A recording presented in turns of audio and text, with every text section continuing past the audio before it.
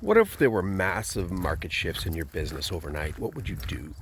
What if those were not good market shifts? They didn't go in your favor. They became headwinds, not tailwinds. What if you could go from being oversubscribed to being undersubscribed overnight? What would you do? A lot of companies don't know what to do. Good morning, everybody. Ruby and myself are discussing how challenging massive market shifts that some we see coming off in the distance, some we don't. They just happen and suddenly here we are. What do you do? What's your pivot? What's your adjustment? A lot of companies don't know what that is and they freak out in a lot of ways. Or they start chasing things that don't add value to the business. And so I would suggest, I'm talking to a lot of companies that are currently in the middle of that, some way, shape, or form. Some that are continue to be oversubscribed and don't have a response.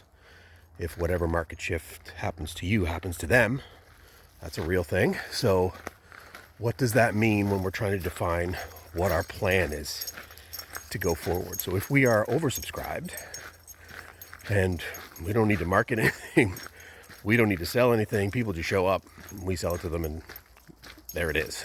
We're order takers. That is a fantastic place to be. What creeps in over time is overconfidence. Overconfidence in our abilities, overconfidence in the market to continue that trend. That's a thing that will continue forever. No, it will not.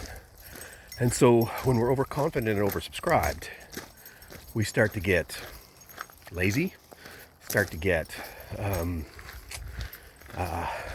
atrophied as a business. And that's not good. You always want to be hungry. If you're not growing, you're dying. That's a statement I will continue to make. So for most companies, that is a good place to be. It's a good place to be. For the ones for whom overnight the rug is pulled, or maybe yesterday we're oversubscribed and today the rug is pulled, what do we do? Like what do we do? And so this is why planning for your growth is so important, because if we are overconfident or atrophied, whether we recognize that or not, that's risk. That's putting our business at risk. If the market shifts magically, automatically, one way or another, that's a problem. And we have to know what our response is. Do we diversify our markets? Do we go from this market that turned us away to that market? Do we diversify our products? This product was selling, now it isn't. Now we got to make something else. Carry something, whatever those things are. You want to have that at the top of your brain all the time. And so when it happens overnight, that's a real tough place to be, because you don't have a plan B. You don't have a plan anything. So what do? We can complain. That's the thing we can do. We can complain. Nobody cares. But what are we going to do when that conversation starts to shift? So this is food for thought. So if you're in an oversubscribed business right now, things are great. Do not count those chickens. Those chickens can be snatched away from you pretty quickly. Always plan and prepare, and steady profitable growth is always the right thinking.